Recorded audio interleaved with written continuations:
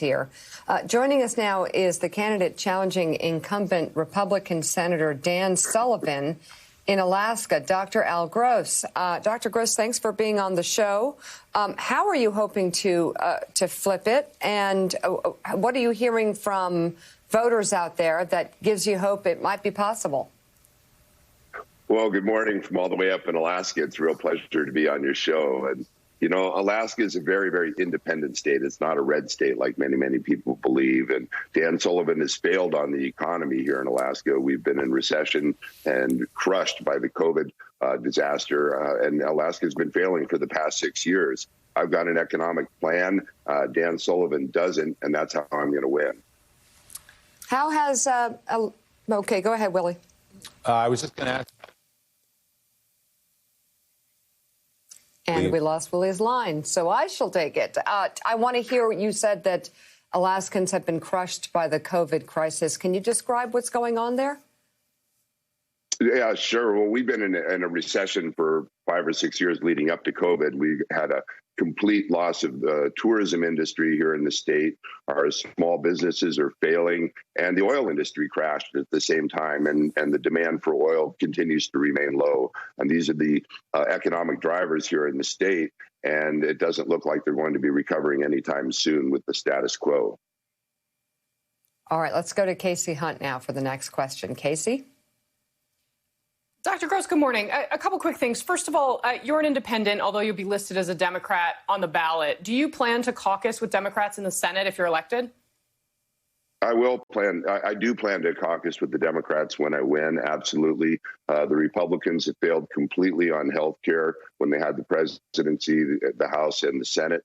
I plan to be the doctor that helps get the public option across the finish line. I stand up for women's rights and for keeping government out of people's personal lives. And I'm acutely aware of climate change because I live here in Alaska. And so, yes, I will caucus with the Democrats. So to follow up on that, we're facing a pretty intense Supreme Court battle here, and Democrats are already talking about potentially retaliating for that. So will you support expanding the Supreme Court if Democrats win the Senate and they try to do that? No, I do not support stacking the court. Absolutely not. But I believe that the Republicans have been dishonest and shown lack of integrity when 4 years ago they stressed the importance of waiting for after the election to bring in a new Supreme Court justice. And Dan Sullivan, my opponent, is on record saying just that. He lacks integrity and is dishonest to the American people.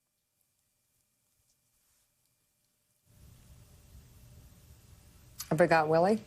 I thought Willie was going to. I think we've recovered my audio, Casey. Thanks. I'll take it. So, Dr. Gross, as I said earlier, I was looking down your resume. Commercial fisherman from Alaska. You once had to shoot a grizzly bear when confronted. Is that a true story? Oh my! That's a very true story. I came within a split second of being called by a grizzly bear. I turned around and it was literally 3 or 4 feet behind me. It was one of the scariest moments of my life. And unfortunately, I had no choice but to kill that bear. It was a bad actor. I've been around a lot of brown bears, grizzly bears in my life, but this was one that wouldn't give up.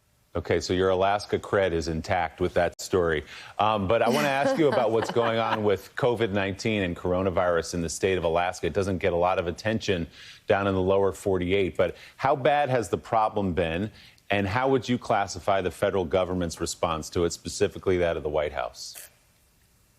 Well, I think we've had an absolute failure of leadership in the White House with the lack of preparation, the lack of appropriate testing and PPE preparation, and defunding of our public health system leading up to this. Here in Alaska, we were able to shut the state down relatively early because we're kind of like an island up here with very few portals of entry into the state. But economic pressure led our governor into opening up the state.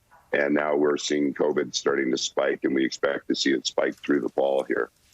And what about economically as you look at the fallout from COVID-19? Obviously, it's a health crisis, but it has metastasized into a terrible economic crisis for so many families. What do you think Congress should do? Should they pass more relief immediately? Would you help to get a bill out to small businesses, more checks out to those people, for example, more PPP? How would you approach the economic crisis in front of us? Well, I think it's two-tiered. People need health insurance and need the security of going back to work. So in order to get people back to work, there needs to be a mechanism for them to be covered for their health concerns. So I strongly believe that a public option, getting health coverage away from it being insurance-based, is a big first step. I'm a strong believer in government infrastructure projects to get people back to work, because some of these businesses, like these tourism businesses, are not going to be fully operational until well past next summer. I don't believe the cruise industry is going to recover until after next summer. And so we need alternative ways of getting people back to work. Expanding internet across the state is one great infrastructure project. And then there are a lot of clean energy projects that are potentially developable up here in the state as well.